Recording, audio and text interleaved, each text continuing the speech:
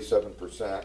And then that was in 2012 and 2013, it was still 47%. So I looked up her property, she was in Howard. Guess what it was there? 52.5 on the equalization rate, and it was the same in 2013. And so long story short, my brother worked over to the country club there years back when Donna Hatch was the head of it.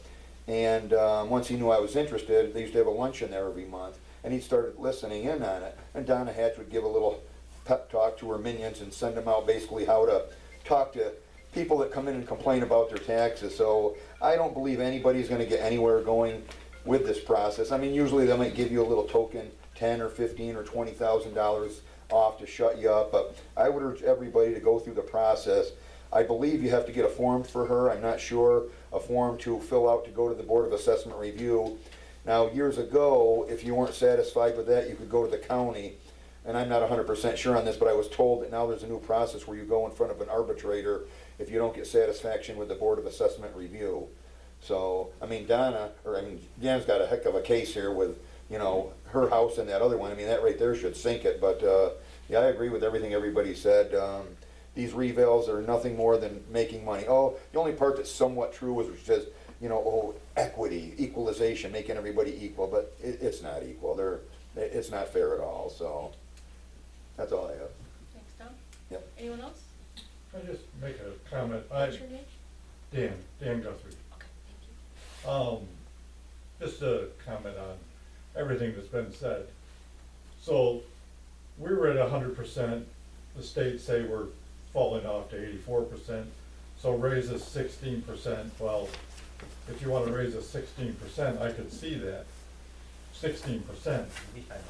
You know, I'd go, because I went up.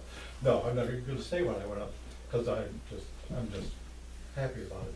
But not that happy. Not happy, Bob, not happy. If you ever watched the movie, not happy. But I could see 16%. I could see 16% across the board. Mm-hmm. Right. Across the board, if you wanted my house to be worth, you know, Bruce talks about a trailer.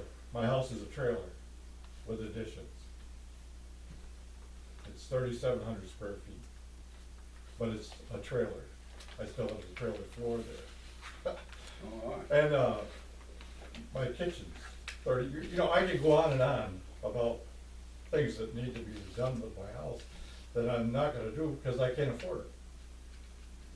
Nor can I afford to pay more taxes. I know they say, well, the town taxes is gonna drop off. Well, what about the school tax? Gonna go by the new assessment? Oh, yeah. Maybe, Yeah. and which our final little hearing is after this assessment's been sent to the school. So the way it's supposed to work for the school in the county is, so the county comes up with their levy. Every taxing authority in the county has their share. So just say for argument's purposes, Steuben County's budget is $100 million, and $1 million of that is the responsibility of the town of Fremont.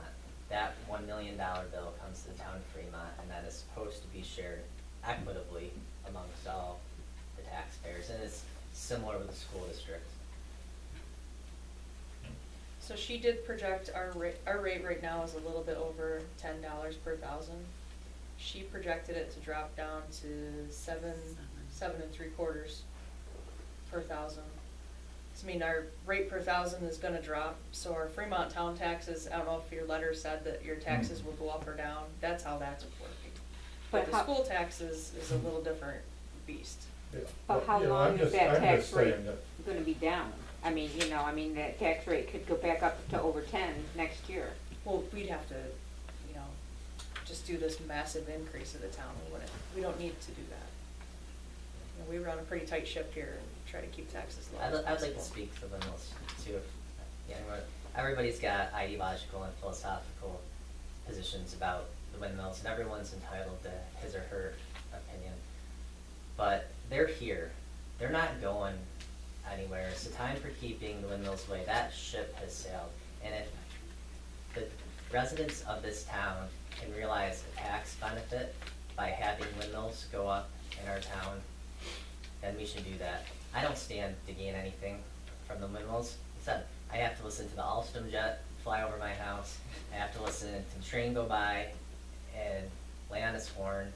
And I have to listen to the 18-wheelers coming down Miller Hill with their Jake brakes on, running over the rumble strips. And I get road noise off 86 as well. It's, you know, when the power lines went up, it was the same thing.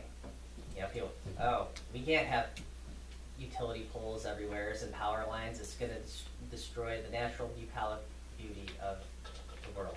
We're all used to them now. We don't think twice about them. But they're here, they're coming, and to keep them out is just, it makes no sense. Well, the town actually approved everything a couple years ago, and Barron has changed things. Yeah, and it's good. We're going through the There are process. legitimate concerns, you know, lights, they should be responsible for the roads they damage, but, you know, if we can, especially, you know, who knows how this is assessment is gonna play out, and if a lot of us see an increase in our tax burden, if we could get a little break from, you know, a pilot agreement from the wind project, that would be a good thing.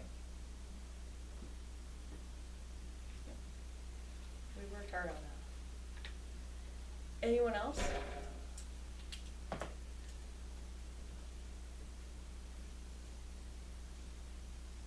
Okay. Ryan, do you have anything?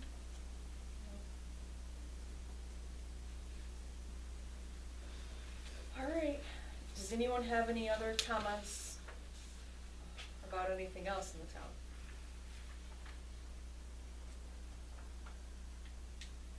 Okay. I make a motion, we adjourn the meeting. Roll call? Hilton, Aye. Burns, Murray, Smith.